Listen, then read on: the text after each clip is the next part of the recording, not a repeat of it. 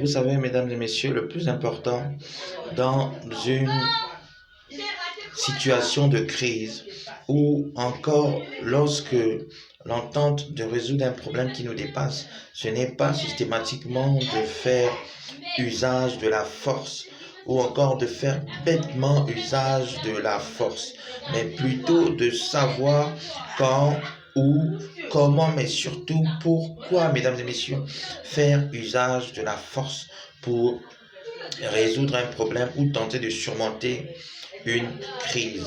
La question du pourquoi, mesdames et messieurs, permet ici de mettre en évidence des raisons, des éléments de motivation qui peuvent permettre à un individu ou un groupe d'individus à utiliser la force pour imposer une situation à une ou à un groupe de personnes.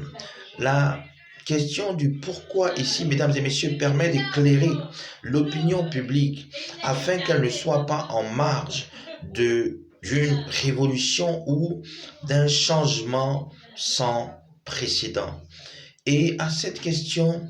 du pourquoi, au-delà, n'est-ce pas, de l'intervention salutaire des forces de sécurité et de défense organisées au sein du CTRI, du Comité pour la transition et la restauration des institutions, je disais au-delà de cette intervention, n'est-ce pas, dans la nuit du 30 août 2023, qui a permis de sauver notre pays, sinon d'éviter à notre pays de connaître une situation de chaos généralisé. Je pense que nous avons clairement vu la volonté, n'est-ce pas, des autorités de transition qui ont à leur tête le général de brigade Brice Clotaire Oligui Nguema d'expliquer au peuple, aux populations, à l'ensemble des communautés nationales et internationales les véritables raisons qui leur ont poussé, n'est-ce pas, à intervenir militairement, à intervenir par le moyen de la force afin de mettre un terme à cette mascarade malicieusement organisée qui était davantage en train d'être opérée. Ces raisons aujourd'hui, mesdames et messieurs, nous les connaissons tous. Au-delà du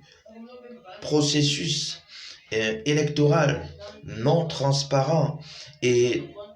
de l'ensemble des magouilles qui ont été,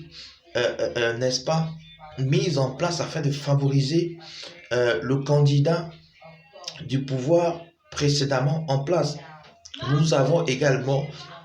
des raisons sociales, des raisons économiques que nous connaissons tous, que nous avons chacun à son niveau eu l'occasion d'expérimenter ici au Gabon. Aussi, mesdames et messieurs, je pense qu'il n'est plus question aujourd'hui pour nous de nous interroger sur la question du pourquoi cet acte, n'est-ce pas, a-t-il été posé. Mais il est tout simplement question pour nous aujourd'hui de nous demander quelle sera notre pierre à l'édifice que les autorités de transition aujourd'hui, avec l'ensemble du peuple gabonais, comptent édifier.